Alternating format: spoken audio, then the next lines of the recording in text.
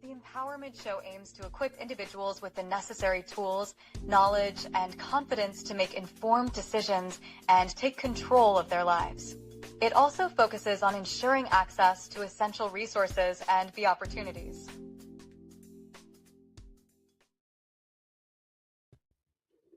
You know, I like to say good evening, but it's still morning. So for all the people that are out there, and we're gonna start this morning off right. Um, this is the Empowerment Show, and my name is Kendall Stevenson, and I am the host. Now, always we start the show off by saying or trying to find things that we need to be grateful for. Actually, we should be grateful for everything. Every morning when you get up and take that breath, you should be grateful for that. But today I wanted to let somebody know that I am so grateful for my grandchildren. I was just reminded that I have so many and I should be so proud the way I express and say it. But yeah, they can cost a penny or two. But I am very, very grateful for my grandchildren. Today I got a brother that's gonna come back on, and he was on the show once before, and I'm gonna tell you the show was absolutely an excellent show. So I'm gonna see if I can bring him on if he's nearby somewhere. You know, this guy. Oh, hold on now. Is that him at the door? It might be. Let me check him out. Boom. Hey, what's going on, brother? Nice to see you. Mr. Kendall Stevenson, how are you, man? I'm How are you doing doing? pretty well, man. I'm doing all right. I got to talk about my grandkids, and I guess you got an opportunity to see my wife at Yeah, a younger age. I got to see you at a younger age Hey, how about that, with man? the locks. Would you say With the down to your locks, man. behind? Yeah, they were all the way down there, man. I loved it back then in the day. I tell you, like I was telling Wow. you, young people look at me today, and I talk to them about locks, and they're like, "Huh? Really? What do you know about locks?" Okay, Yeah, everything is forgiven. I think when you mentioned that, I had to make the observation that at certain ages in our youth, when we're young, we seem to believe that we know everything that's needed about how to live in life and this, that, or the other. Um, it's just amazing. The older you get, and I think the more you learn, the more you realize how much you don't know. You know, Well, so that's the thing is that I always tell people the man that knows everything knows absolutely nothing. nothing. But That's it. as we do age, we start to accumulate knowledge. Um, and I mean to say that, like, as I got older, when I was younger, the things that I thought about and the things that I thought that I knew actually wasn't the truth. Like I celebrate Kwanzaa. I truly don't. I don't celebrate any pagan holidays. Now, way back in the day, I didn't realize that they were pagan holidays, and I went along to go along like everyone else. And instead of utilizing my own thoughts or the knowledge that I didn't have the knowledge, but once I did receive the knowledge, I stopped celebrating those certain holidays and started realizing that we need to celebrate holidays for people that look like us. You know, you make a strong point when you learned. We talk about, I think one of the signature things in life is the acquisition of knowledge. One of the purposes of going through this experience, this phenomenon we call life, is acquisition of knowledge.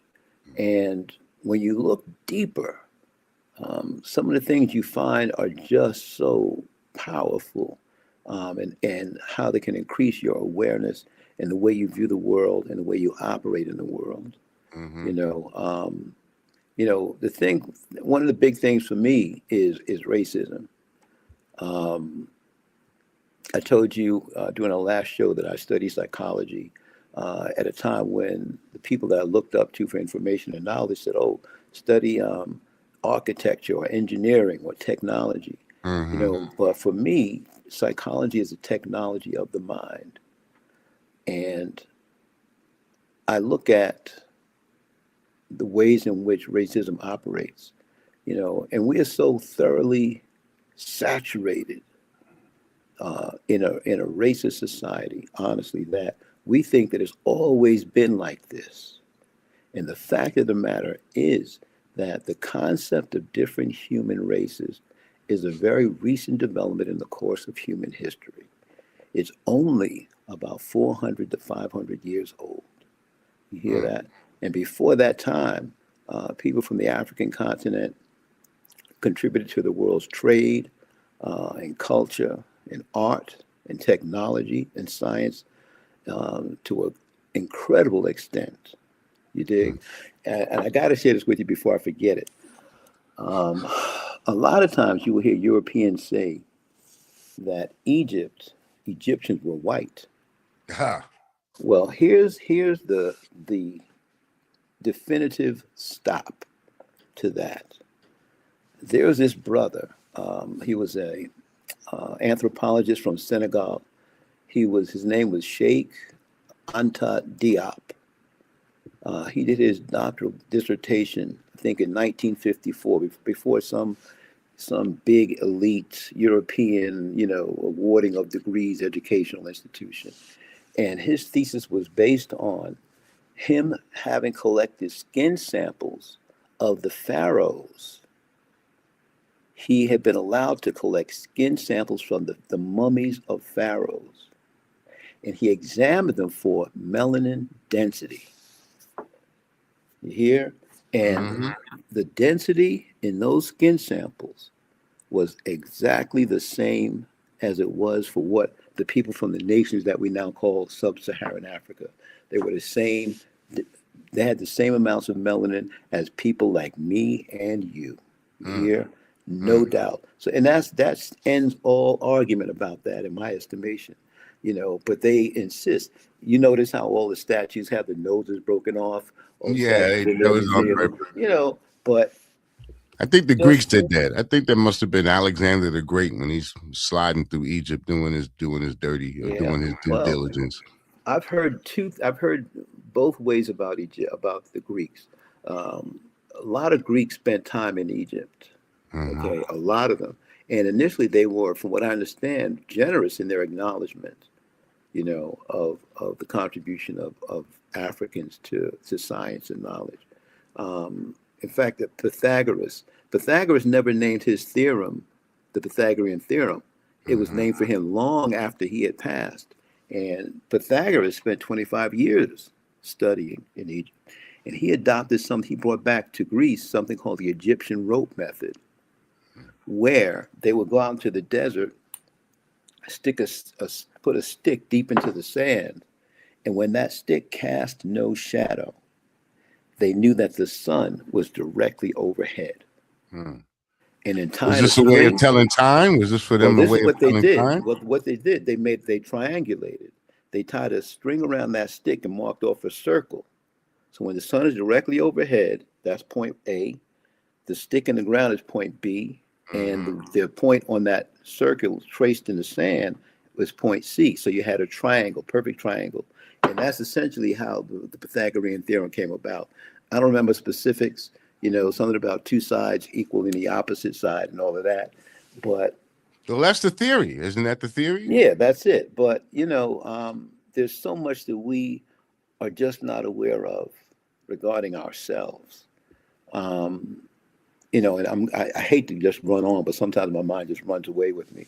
No, brother. I understand that a lot of things that we have within our history, within our own history, a lot of things have been whitewashed. They have been altered. They have been changed. Africa, the colonization that started in Africa long before we got here to America. You had the influence from the Muslims or Islam. Then you had the influence from the Christian, and they came in kind of on one side or the other. So those African people that were in the middle, they went either one way or the other, and a lot of what was there was lost. True, or hidden. You hear, or hidden. And even in that attempt to hide or lose continues today, because you look at what this man that occupies the White House is doing presently, and he's trying to reduce or eliminate the Black History Museum at the Smithsonian. He wants that done away with. He wants it closed down. And in doing that, you hear the people that say, just get over slavery. We don't need to be reminded of that. It makes them uncomfortable. Growth takes place in discomfort. So they're not willing to grow. But that again, I don't mean to cut you off, but here it is. You ever hear them tell that to the Jews? Let's just forget about the Holocaust. You know, come on, I'm tired of hearing about it.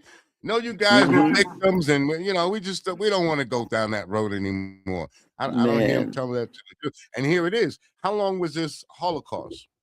yeah, and how many people 1939, died? 1945, something like that. A mist of 10 years. With us, we're talking hundreds of years of You're right, brutality. and millions and millions of lives destroyed, taken. King Leopold, the Belgian dude, killing 20 million people in Congo for, you know, there. But see, this is what continues. They hide that atrocity. You know, many people don't know about him. This is what Trump is trying to do, is shutting down the Smithsonian, because one of the major exhibits is the one on lynchings. You know, and it's like you don't want to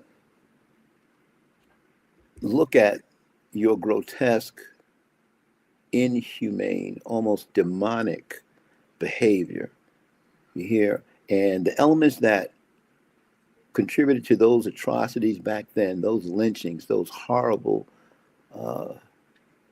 traumatic, toxic behaviors, the elements that had those, that engaged in those behaviors, are still alive in American society today. And by erasing that history, it makes it easier for them to do it again. You know, I mean, that's how I see it. You know, so I'm hoping that we can stand up and stand strong and keep that museum open. You I know, tell you something. They have not only erased it, they've changed it. They've altered it. They've just lied about so many things. And I mean, when I start to study about what's going on as far as inventions and stuff, the inventors, just in this country alone. I mean, worldwide, we brought science, we brought math, we introduced a lot of things to the world. But just here in America, we have invented so many things. If they took away all the things that Black people have invented, we would literally be in the they'd be dark. in sad shape. We'd be in the dark. That's We exactly would right. literally be in Was the it dark. Latimer, Lewis Latimer? Mm-hmm. Was he the one Yeah, that Lewis did Latimer. the Right, filament? right. But here it Yeah, is, even also with flying. They keep giving the Wright brothers, well, they were the first one that flew. No, it was a guy named, what's his name? Henry, I believe his last name was. And he actually had a plane. He flew it, and they put it on a train car. Was supposed to be going to St. Louis for an exhibition. right. And all of a sudden, It the plane disappeared. disappeared. Of course. Okay. Now, this is before the Wright brothers. Wow. See, now you taught me something. I wasn't aware of that. Mm-hmm. But that's pretty powerful, man. And I'm gonna trade things with you, you know, because knowing what we are. There's my friend Gail Sharp. I never forget it. She says there's nothing more beautiful than Black people who know who they are. You dig? And I'm going to say one thing. This guy, there's a guy named Philip Emeagwali, born in Nigeria, educated in the U.S. Philip Emeagwali. He is a mathematician who developed the mathematical formula to allow millions of computers to communicate simultaneously. Okay? He developed that formula on his own.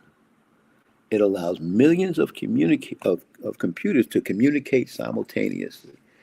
He is the true father of the internet. As a Black man, looks just like me and you. You know. You ever heard of a cat named Granville T. Woods? Yes. That brother had a patent for this thing. It was known as multiplexing. So when I talk about the grandfather of telecommunications, if you want to say, he would be it, because none of the things that we do would be possible without multiplexing. You have to be able to do that. And what's his name? Marconi, and what's the other one? Alexander Graham Bell. They took a lot of credit for it, but they wouldn't be able to do what they did without multiplexing. I know that. Okay?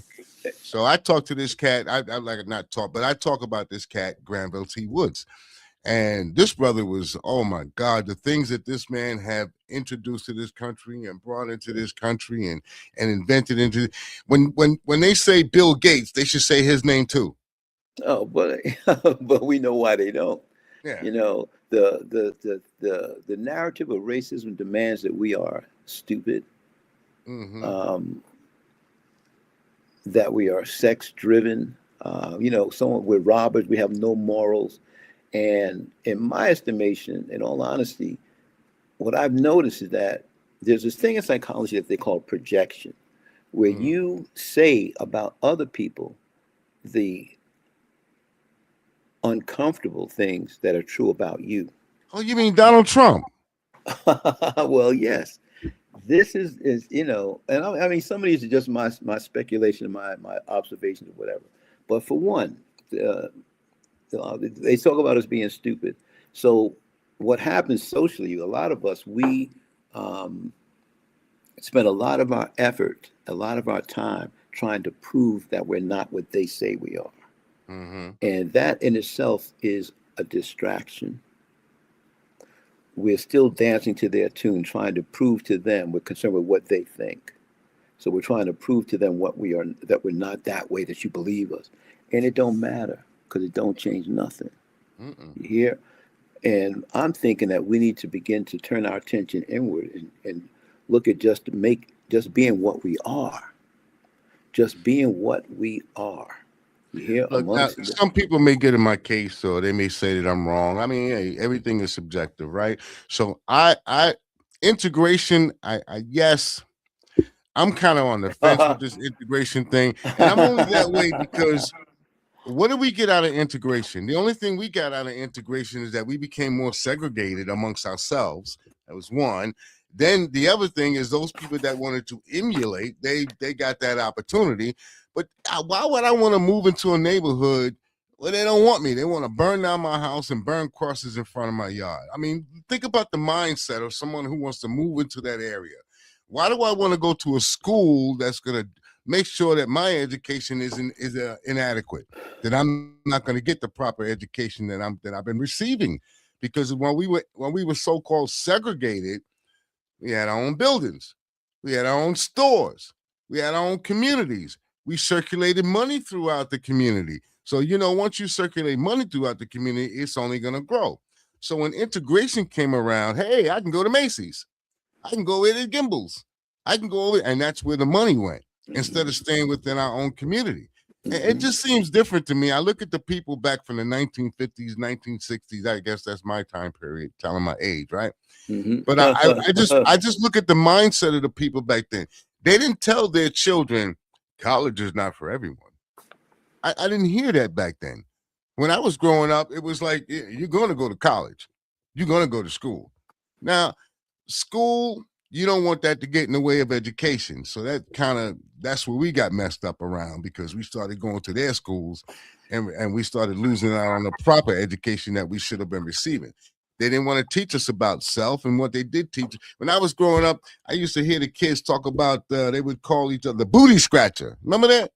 No, that's a Oh, Brooklyn yeah, thing. yeah, yeah. They say, "You're so I ain't heard black, that you're a in booty Harlem. I scratcher." ain't hear Go that. back to the African hunt, and these were African American kids.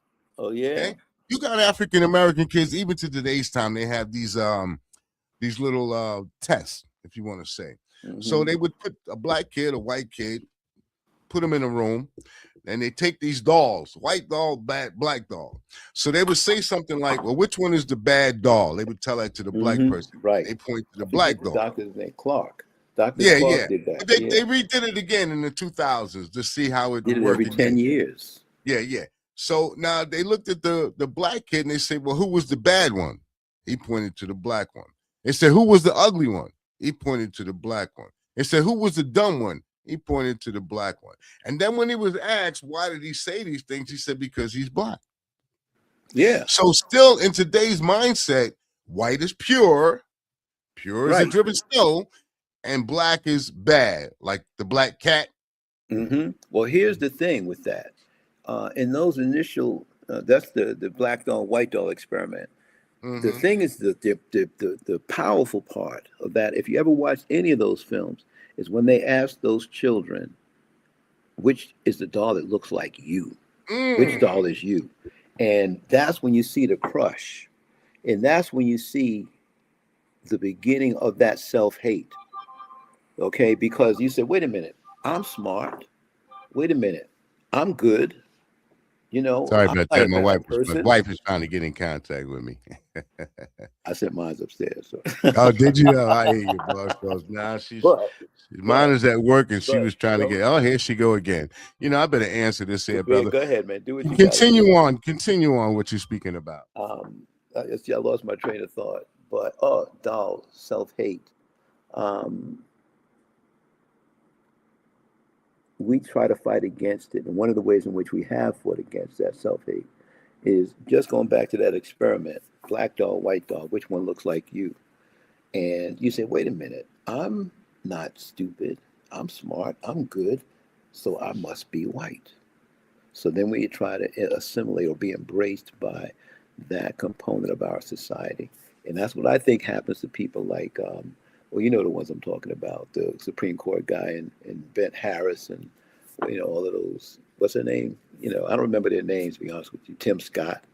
Um, I think that's part of the process. But Kendall said something earlier that I wanted to refer to.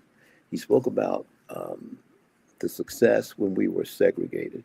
I'm going back to some of the things you said All right. earlier. You talked about being segregated and how we managed to have our own, and we bought from our own stores.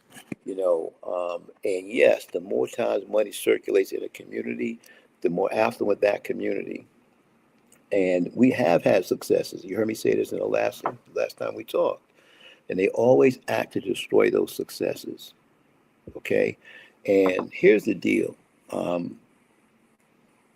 One of you talk about this businesses and black businesses and circulating dollars.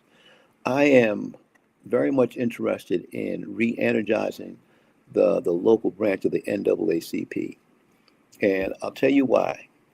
If unity is our strength, and you are aware of what is transpiring in our society today, you will agree that it is a time to be unified. And the NAACP offers a structure, support, resources, a history, um, a name that allows for us to be unified quickly. It's expedient. And I'm hoping to have a meeting on Saturday, the 24th of January at the Hughes Library. And if, Okay. and if you think that if the things that we talk about here make sense to you, we ask you to come and join us, okay, at the Hughes Library on the 24th of January at 3 p.m. And for those that don't know where the library is located at, that would be in Stroudsburg. Some people would say 9th Street or 611, but it's real easy to find. You go to Right Stroudsburg, next to go to the mall, right 611, across from and Olympic World. if that's too difficult, we have Google. You can Mm-hmm. always use the GPS. But I'm gonna tell you something. I'm along the lines more of Fred Hampton when we talk about unity. That's my man. Yeah, well, I like the type of unity that he went out and he talked to the rednecks, if you want to say. He talked to the common people. There was a brother that was on the radio. His name Joe Madison. You ever heard of that? No, I can't say that I have. Joe Madison, hell of a man, activist. He was a broadcaster. That's my mentor, if you want to say. That's the guy I look up to, and that I've watched and listened to over the years. And not that I emulate him, but I like what he did. So one of the things that he would say is, you gotta put it where the goats, GAOT, where the goats can get it. You get me? So when you put out information, the goats, they get way down there in the grass and they right down there, way down there. So when we get this information out, we gotta put this information out where Where everybody the can ghost can get understand it. it. I Right. hear you, So man. what I want is more like a Fred Hampton. We all need to come together and unify, because black, white, Chinese, all of that stuff is a construct anyway. Mm-hmm. In where we live at right now, Monroe County, that's kind of like our little tribe here. So right here in Monroe County, we really do need to unify in order for us to grow as a community. Since we're all thrown into the one pot now anyway, Mm-hmm. we really got to start coming together as one people, one unit, and start moving. Because I'm tired of paying these damn property taxes, man. Well, I mean, there's two things that in my estimation, white people are catching some of the same hell that black people have been catching for decades, but they don't even know it. Okay. Mm-hmm. But you spoke about solidarity. Freddie Hampton said, you don't fight racism with racism. You fight racism with solidarity. I Mm-hmm. believe in black power for black people, white power for white people, red power for red people. It's about power to the people. But in my estimation, I think black people, we have to learn to stand together and we have to become solid within ourselves before we engage others in that mutual solidarity. That's just my little thought. So this is what I would say to that. When we get to the point where we could stop saying, I'm black, I'm African American, when we can get to the point where we can just say we're one people, then I think we can start doing that unifying thing, coming together as one people. Because right now you got black people that'll tell you, man, I'm not black, I'm African American. Or they'll tell Well, you yeah, I'm not. but see, all of those things are distractions.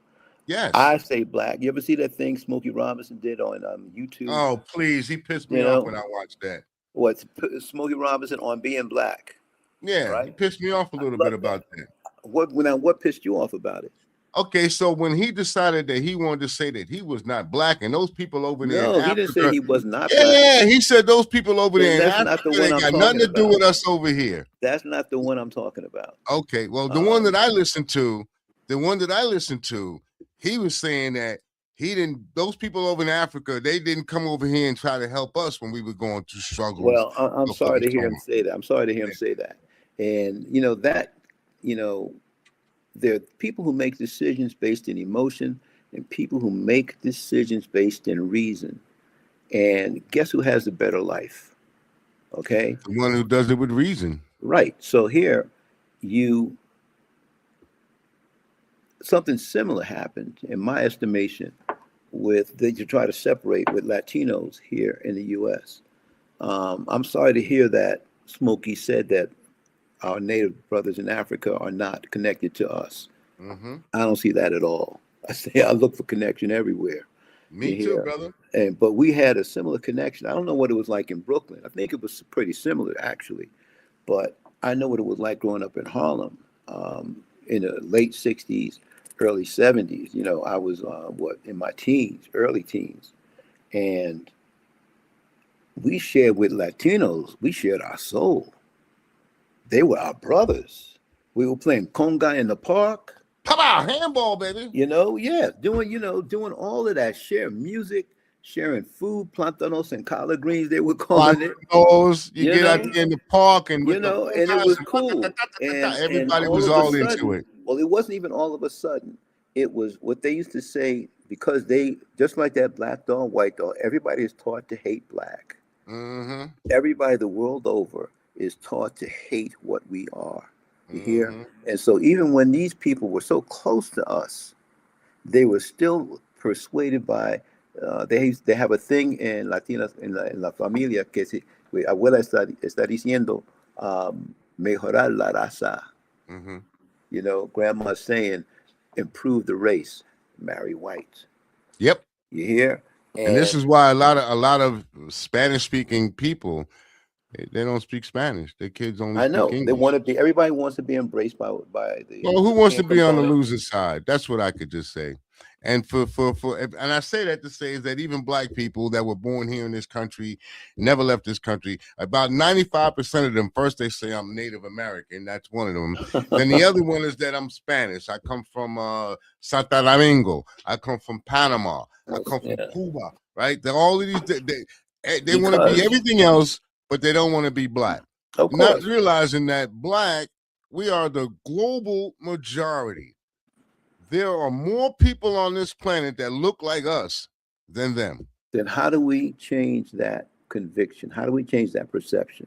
That's What the do we call question. it? Do we call that But education? but let me. Education. I'm going to show you one thing. I'm going to tell you. I got to tell you about this, and I'm going to show you how. This was a lecture that I had when I started my school, my English first year in college, English one, first day. A professor gave a lecture that I would never ever forget and will always treasure. She said, any character that is not acceptable in modern society will not make it to the end of the film or the end of the novel. She said, if a black man punches a white man, he'll die before the end of the film. If he kills a white man, he'll die before the end of the film. If he kisses a white woman or sees her private parts, he will die before the end of the film. But she went on to say that if he gets out of any difficult situation using his own intelligence, he will die before the end of the film. If he accepts help from a white man, he'll live. You hear? And if he shows any kind of fortitude or character or courage or strength, he will die before the end of the film. And what I can say to that, you know what I can say to that? And here comes Jim Brown. Yes. Because he wasn't playing that. He wasn't playing none of that. And Danny Glover did too. Sidney Poitier. There's a few, but check it out.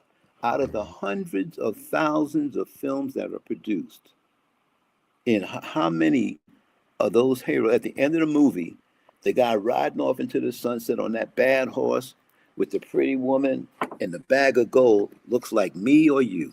How many times does that happen? Not often, boss. You see, this is why Shaft was so important.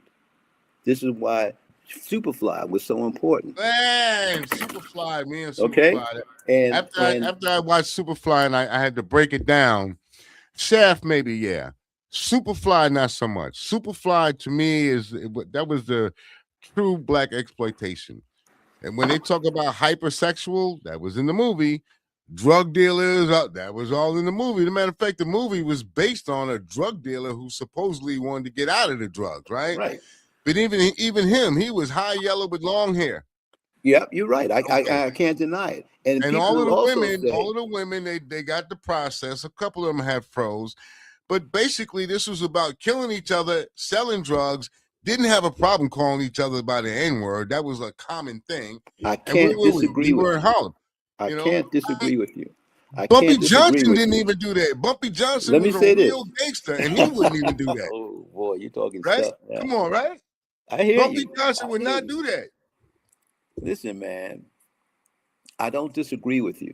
Right on. Part of that film that I refer to is the fact that he applied his intelligence to get out of to walk away at the end. And people, when I say this, they talk and say, "Well, Darryl, what about Black Panther? There you have a black hero at the end." I say, "Well, here's the deal. Take a look at it. Look at the brother who died. He was the brother that was saying, we sitting here with all of this technology and power, and we're being quiet and humble." He said, "No. We're going to take our rightful place in the world with all the stuff we got. We're going to step outside." He died. And he was killed by the brother who said, "No, we're going to sit here quiet and humble and stay with there's nuances to that, right?" So my take on that, just the Black Panther, I love it when we talk because we get to discuss and we get to have your version and my version and probably somebody else has got their version, but I love it. So with the Black Panther, to me, if we had went along with what the bad guy, if you wanted to say, if we went along with his idea, that would make us no different than the white people, because that would only make us conquerors. We would do exactly what the Europeans did. Went from place to place and we would conquer because they had the greater technology. They had the rifles. They had all it. They had all the big weapons, right? The gunpowder. They used that. They invented the weapons. And what did they do? They went from place to place, exerting their power, showing that they were the greatest and the strongest. And that's kind of what this brother wanted to do, right? Well, I guess, I think you're right, and I didn't look at it that deeply, okay? To me, if Black people are able to exert their influence, the influence that I see them exerting is what we call Ubuntu, is based in Ubuntu. Mutual care, mutual respect, support, collaboration over competition. The greatest human superpower is working together, interdependence. You hear? And when we can begin to work together, because here's this, it's so essential to human nature. Think about it. If you do something nice for somebody, you do something that's real, and they appreciate it. That makes you feel good. You understand? That's you inside of you telling you how to live and what to do. It's so essential. You hear? But Mhm. here's the thing too. Human beings are the only organisms native to the planet Earth that have to pay to live here. Right, break that down to me. Here it is. Of all the creatures born on the face of the earth, on this planet, all the organisms, human beings are the only ones that have to pay to live here. Everybody else gets a free ride because nature provides. Okay? We are born into a system that has diminished our ability to provide for ourselves. So we pay others for providing for us what nature gives us freely. Hmm. Hmm. Yeah, I guess that'd be cool if you want to live in a cave. Because I don't want to go live in Is a that a cave, bomb baby. or is that a You bomb know what I or mean? I what? mean, it's all good, but if it comes down to that, I guess I'm just gonna have to pay because I ain't living in no cave, bro. I am Well, not see, living in no you eating who off the said you? But grass, who and I said am you not had doing to? all of that. Who said you had to live in a cave? Well, if I'm living off Or the land, if I'm no? not Well, see, utilizing well, wait a minute. technology, Well, check it out. Everything around you, everything that we have now, comes from the land. So why would it be? You could be. You could still have a duplex. You could still have those things because we would build them for each other. Yeah, we would care for each other enough to provide what's good. Um, the, you know, and this is something here. Um, Living like that, caring for each other, is called socialism, and we're taught to hate it. mm, You hear? You know, we're that's taught to. very true. Why are we taught to hate socialism? Is it because of capitalism? Is that what it Absolutely, is? Huh. absolutely, I, I absolutely, I lived in absolutely. Germany for like 3 years. That's a socialist country, right? So I Pretty lived there much, for 3 years. yeah, pretty You know much. what They have I didn't universal health see? care, Let me huh? tell you, this is what I didn't see when I was over there. I didn't see any homeless people. Not one. No, because they care for each other. Not And one. you Not talk one person was homeless. you talk about capitalism. And here's the thing, man. The way of the world, the way of the universe is balance. And capitalism by its very nature is out of balance because the essential element in capitalism is to get more from someone than you give to them. Mm, And that leads to greed and I got that difference is called profit. Okay, and it leads to people competing with you or not willing to share. If I give you some of mine, then I have less. You hear? And like I said last time, having more, I have more than you, therefore I'm better than you. That's how we push. That's how we push to isolation, um, and it's not a satisfying way of life. And the proof of that, I gave a presentation on firearms and mental health about two mm. weeks ago, and here's just to cut it down quickly. Of all the deaths by firearms in the United States, 58% are suicides. Hmm. And you know who's committing suicide? Older white males, usually with some measure of financial success. So, what that tells me is that the lifestyle, and you think this first, who has greater access to wealth and power in America? Nobody has greater access to wealth and power than white males. Nobody. And if they're not satisfied, they're committing suicides in the numbers and rates that they do. They're not satisfied with their own lives. Mm. It's not the I way. thought money make you happy. It's not the way. It's not the way. Mm. Here, they're not satisfied with their own lives. So let me We ask you this question. This is the question I've always wanted to ask, and you're probably the person I want to ask it to. Why do they hate us so much?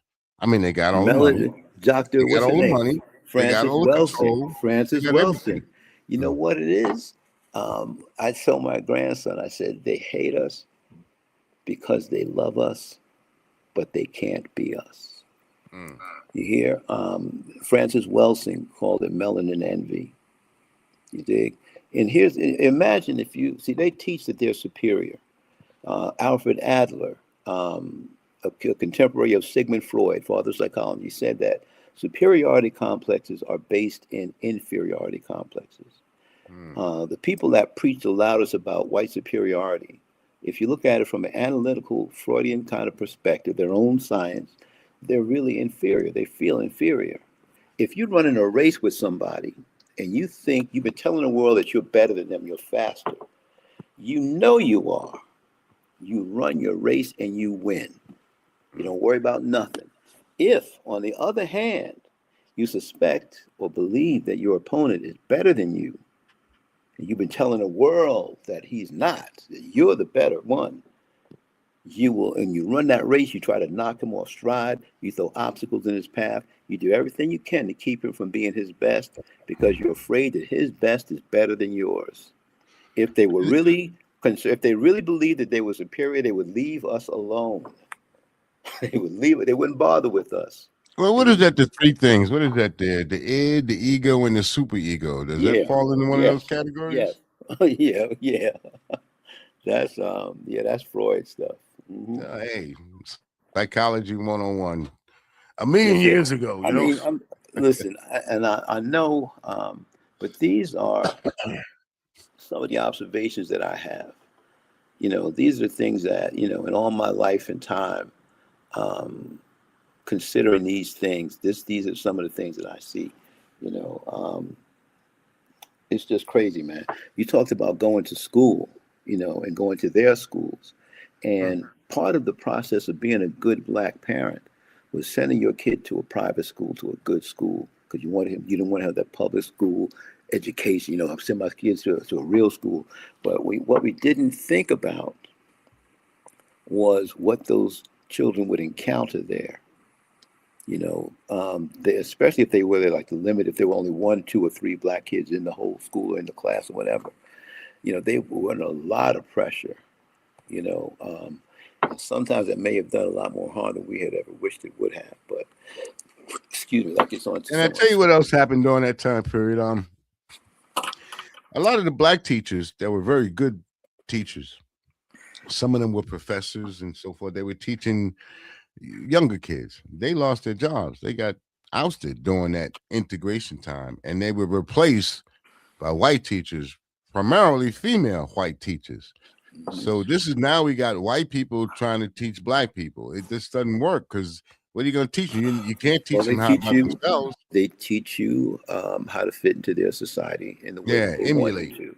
That's it. That's all it is. And that professor that gave me that lecture, I never got to thank her. See, to me, that was an educator. I never got to thank her. That happened in 1971. You hear? Because I went home for the weekend and I got stabbed. So I got into a little fight. I ain't do it. Wasn't me. I know it wasn't you. Wasn't me. And so I was out for the rest of the semester and I came back the following year. But I never got to thank that woman, but she was an English teacher at Chaminade, and they played us in football in high school. I went to Hayes and we used to play Chaminade in football. But she was, to me, I will always treasure her. She was a pretty cool lady.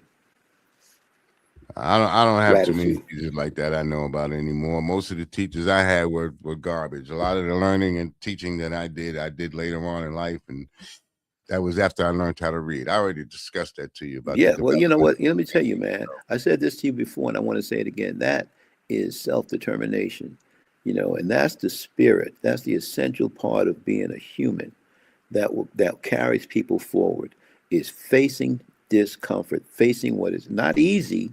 But life is not supposed to be easy. Life is not supposed to be easy.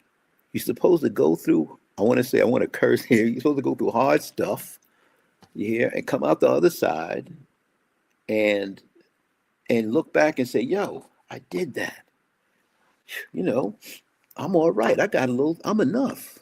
I did that. It wasn't that hard. And that gives you an inner confidence. That gives you personal power. You hear? And when you go through power that way, when you acquire your power that way, you develop this faith in yourself. You develop self-confidence. You develop Arrogance. the right. You feel that you can make things happen, and that's Hmm. a healthy, strong, good damn thing. So, you got to go through hard stuff. You hear? Um, Somebody once told me that before, and I listened to him. Like I said, I listened to him. I don't know if I believe it or not. Personally, I don't think you have to go through hard times in order to be great or to be good. but Kendall, you did it when I you mean, but that taught was me. yourself. I When had to you go taught through hard yourself. times. When you Right. taught. I When you went through taught. hard times, but I don't think everybody has to in order Well, to here's reach the a thing. certain Here's the point. thing. You taught yourself to read. Right. That was not easy. Nope. That's the kind of hard I'm talking about. That was your decision to go through something difficult in order to make you better because you knew what lied at the end, the result of it would be good for you. So you endured it. That's what I'm referring to. Right on. Those are the difficulties, I look at it. I look at it like this: will, drive, and determination. Well, And those yeah, are yeah. those are my three things that I like to hang on to. Is that you got to have the will, you got to have the drive, and you got to have determination. You push forward. Everything else will come along, but you got to have that. Now, everybody doesn't need that. Some people are born with a silver spoon in their mouth. Some people But you know what happens to are. them? Mm, If they're born with that silver spoon, if they're born and power is given to them, they don't develop their own personal power. mm, Okay, they always look for reinforcement from outside. It's not Nothing comes from inside. Okay, because they were given it, and I think on some level they even resent people with personal power. You look at Donald Trump; his power came that way, silver spoon. And when you're given power like that, you don't respect power. hmm Okay, so Well, he has no respect for anybody. Period. That's well, about it. and I got to tell you this too, as we talk about him. There's this thing called I forget what is it? There's a memo, security memo, National Security Presidential Memo number 7, and when you talk about negatively about capitalism, it is considered indication of political violence. Mm. And I'm not sure if that can result in some kind of detainment or whatever. But the observations that people make about capitalism being a negative element in society, having a negative impact, can now generate you some aggravation with the law. Mm, mm. Just be aware. Oh, anyway.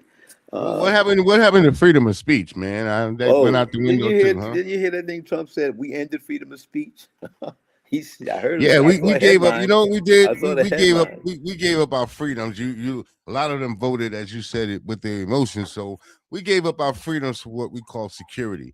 They're eating the dogs. They're eating the cats. We got to get rid of the immigrants. They're destroying us. They're raping us. So a lot of these people, they voted for Trump based on an emotion, not based on reasoning. Well, yeah, absolutely, man. Mm-hmm. And I'm gonna tell you this: many people are not aware of it, but um, he's enacting Project 2025. Mm-hmm.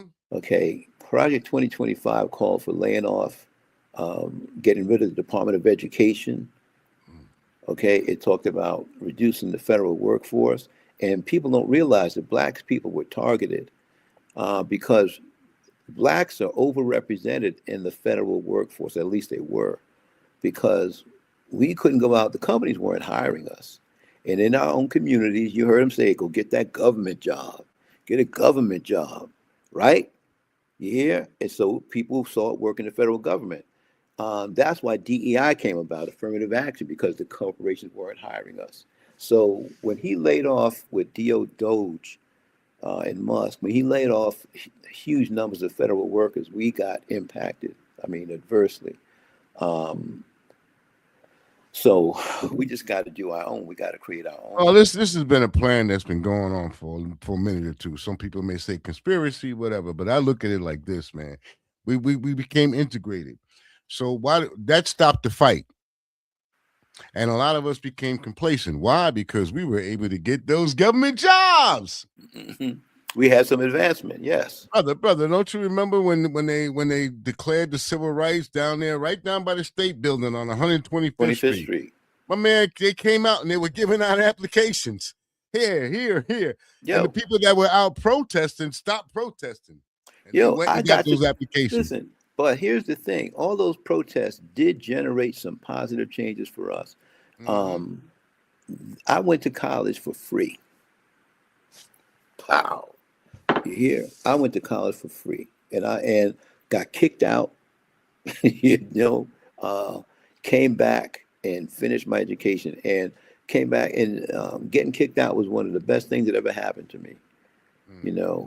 It made me really appreciate that I had the only option that I had for a great life was to be back in that school. You hear? Um, and I went back and knocked it out.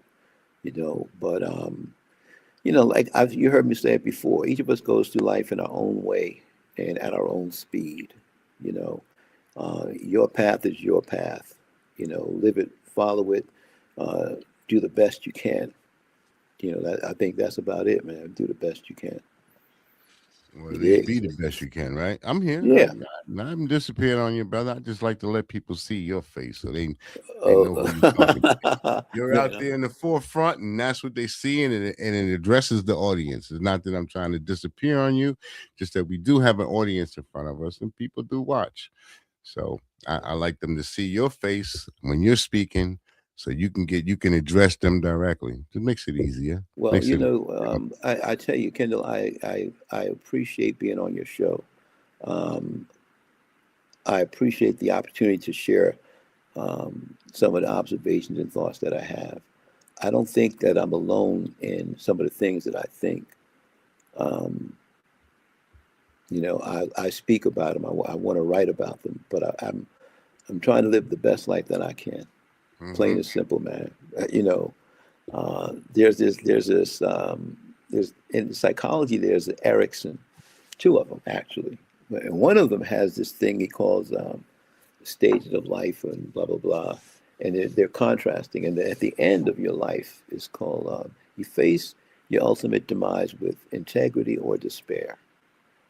We all face the demise at some point as we get older, and if you live your life um, and you come to that point in time and you say, man, like I messed up. I didn't do all the things I could have done this or I should have done that. And um, I wasted it. Mm. That's when you face your demise with despair. Don't be that guy. Yeah, I'm not that guy, boss. Don't be I've done that so many person. things in my life, my Yeah. man. Yeah. I done been involved in so many different things in my life. Now I'm not that guy, man. No, Not that guy at all. But you know what I do want to see? I want to see what's happening with the NAACP. We doing anything? They yeah, got you in I'm there? gonna Are have you to. in I'm there? calling for me. Anybody interested? The 24th of January is a Saturday at 3 p.m. at the Hughes Library. Let's try and do it. Let's see what's up, man. You know, um, I would love to make some things happen. I talk about finance. I want to talk about how we can become stronger economically, how we can become stronger educationally. You know, and just overall in terms of caring for each other, in terms of physical health and everything. Now you said that's going to be on the 24th, right? Yeah. Mm-hmm. So this is Mm-hmm. what I'm going to do. I'm going to try to make sure that this network is there. Well, man, I appreciate it.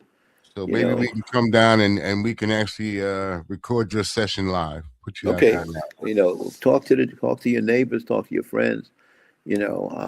Anybody interested in um, being unified, we ask that you join us. Plain and simple.